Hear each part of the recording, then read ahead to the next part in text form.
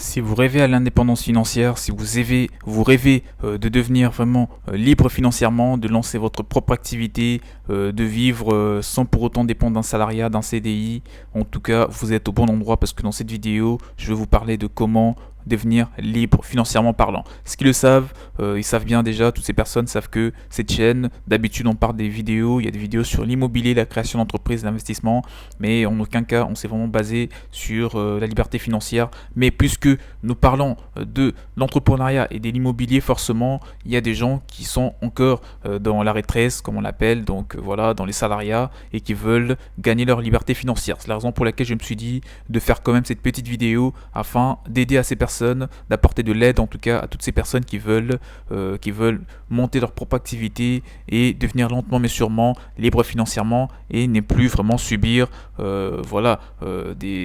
des trucs infernales, en tout cas, de ne plus avoir un patron sur le dos qui est en train de vous donner des ordres tout au long de la journée. Mais avant de parler de ce sujet, je vous conseille de vous abonner à la chaîne en activant la cloche de notification que vous voyez juste en bas pour que vous soyez tout de suite alerté de toutes les prochaines vidéos sur l'indépendance financière, sur l'immobilier, sur la création d'entreprise, sur l'investissement, l'entrepreneuriat en tout cas de façon générale. Je te donne dans cette vidéo les 10 conseils pour devenir libre financièrement et ça le plus rapidement possible. Tu n'as qu'à les noter et à les appliquer surtout pour que tu arrives à cet objectif au bout de 3-4 mois, au bout de 6 mois ou voire même moins que cette durée.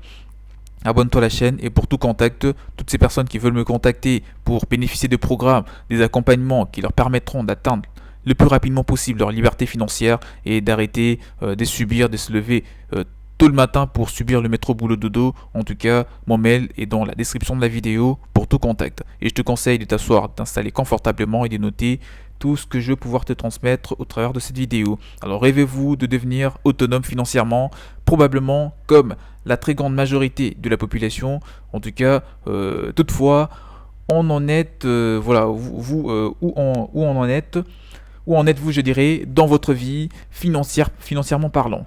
Alors, êtes-vous sur les chemins de l'indépendance financière ou êtes-vous plutôt dépendant de votre prochain chèque de paye pour arriver à payer vos factures? Malheureusement, selon un sondage mené par l'Association canadienne de la paye ou même plusieurs autres statistiques faites sur la France par exemple, des travailleurs affirment qu'ils connaissent. Alors, attendez, des travailleurs affirment, d'accord, donc des salariés affirment qu'ils connaîtraient des difficultés financières si leur chèque de paie leur était remis une semaine plus tard. Alors, dans les cas des familles monoparentales, 76% d'entre elles soutiennent qu'elles auraient de la difficulté à s'acquitter de leurs obligations financières si leur paye était en retard. Alors c'est juste waouh en tout cas. Imaginez-vous la pression que ces personnes doivent subir chaque semaine. Imaginez-vous également les conflits et les chicanes des couples que le manque d'argent peut occasionner. En tout cas, c'est juste fou. Je ne souhaite ça à personne en tout cas, mais c'est la réalité.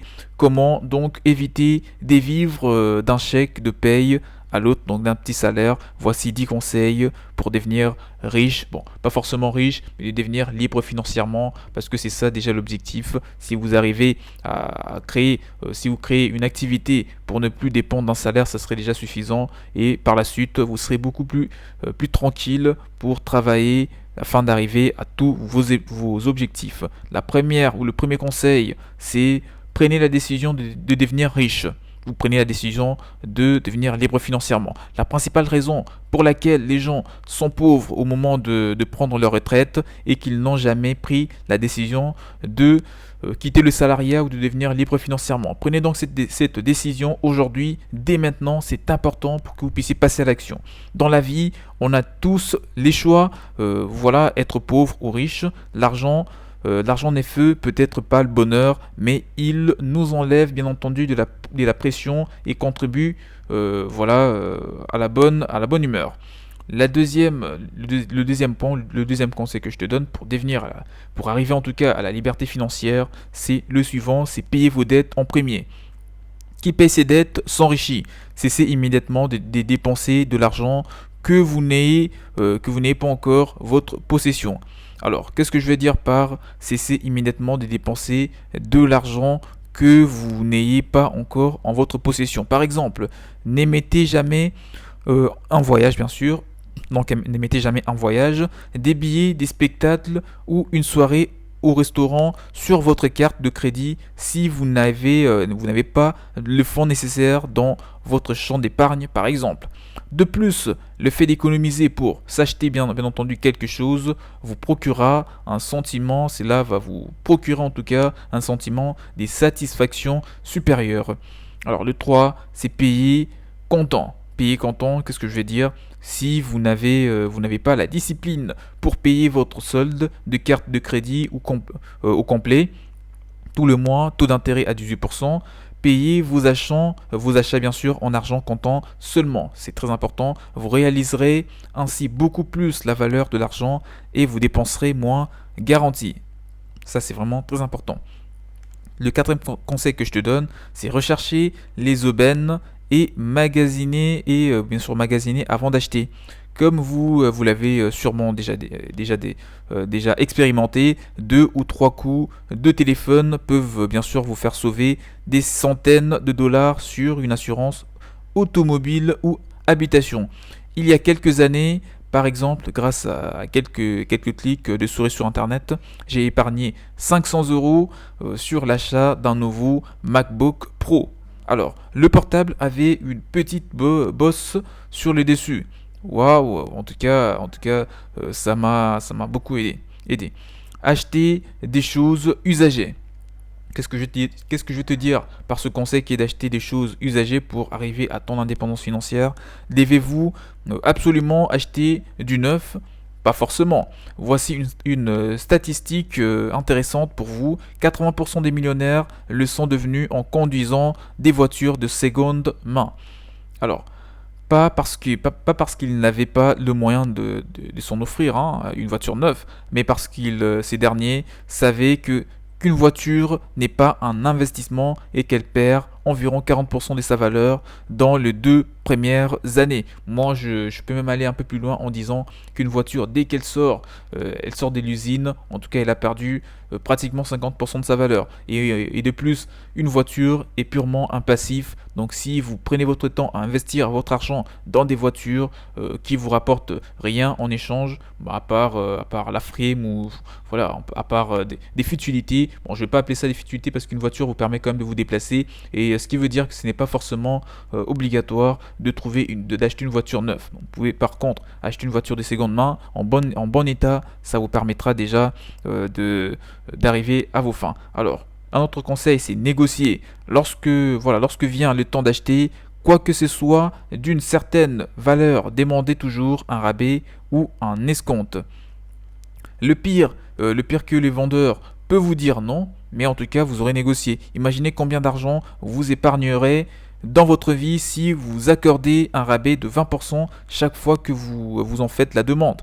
Dans le cas d'une maison par exemple, les économies que vous ferez peuvent se chiffrer à des dizaines, des milliers d'euros. En tout cas, même si vous avez de l'argent pour acheter la chose qui se présente devant vous, qu'on vous présente devant vous par le vendeur, négociez toujours pour vous faire de la marge de bénéfice. C'est comme ça qu'un investisseur réfléchit, c'est le mindset.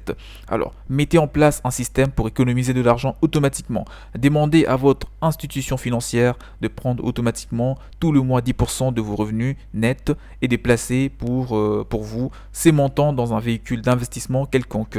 Agissez ainsi pendant 25 ou 30 ans, et vous deviendrez millionnaire automatiquement et sans effort. En tout cas, au pire de cas, vous serez libre financièrement et c'est déjà l'objectif que vous avez en tête. Augmentez votre valeur. Qu'est-ce que je vais te dire par ce conseil? L'argent n'est qu'une mesure de la valeur du service rendu. Augmentez tout simplement votre valeur et la société, c'est-à-dire c'est-à-dire que l'employeur ou vos clients seront prêts à vous payer davantage pour le travail que vous faites. Comment faire pour augmenter votre valeur? Ça, c'est une question fondamentale. Alors, faites de la formation continue une priorité dans votre vie. Lisez des livres, écoutez des programmes de formation audio ou même vidéo et embauchez des coachs pour vous aider à atteindre vos objectifs. Personne n'a dit que devenir riche serait facile, mais personne non plus a dit que c'est vraiment quelque chose de compliqué. Il ne faudrait pas vous retourner le pouce pour devenir riche. Il faut simplement suivre ce que d'autres ont fait et avoir des sources fiables, des informations auprès des sources fiables pour vraiment arriver à ces objectifs sans trop perdre de temps en appliquant des conseils qui ne fonctionnent pas du tout ou qui ne fonctionnent plus. Alors, ayez plusieurs sources de revenus. Les gens les plus riches de notre société se contentent pas d'une seule source de revenus, ils en ont plusieurs. Ça, c'est très important et j'aurais même pu le mettre tout en haut de tout le conseil. Il est important de savoir que toutes ces personnes qui sont riches, ou du moins libres financièrement, n'ont pas qu'une seule source de revenus. Sinon, si c'était les cas, je pense que ça serait connu, hein, tout le monde l'aurait su. Les riches ont plusieurs sources de revenus. Si on regarde Jeff Bezos, le fondateur de Amazon, voilà, donc visiblement, les gens pensent qu'il n'a qu'Amazon. Mais si on rentre dans le détail, on va se rendre compte qu'il a des milliers d'entreprises qui tournent comme Amazon et voilà, qui dans la clientèle ne savent même pas que ça appartient toujours à Jeff Bezos. Ça, il faut le savoir et il faut vraiment se diversifier. Et comme le dit d'autres personnes, si je cite même Warren Buffett ou d'autres personnes encore basées dans des personnes en tout cas qui sont reconnues dans les investissements, ils vous donneront le même conseil. Il faut vous diversifier pour vraiment réussir à optimiser, à augmenter vos revenus mensuels. Et ça, c'est un conseil très important. Alors, donc là, on arrive vers la fin de la vidéo, mais je progresse quand même en te disant, idéalement, vos sources de revenus supplémentaires ne devraient pas vous demander beaucoup de temps et devraient générer des revenus sans que votre présence physique ne soit exigée. Il peut s'agir, par exemple, des revenus de placement, d'un site internet, transactionnel, de revenus de location, etc.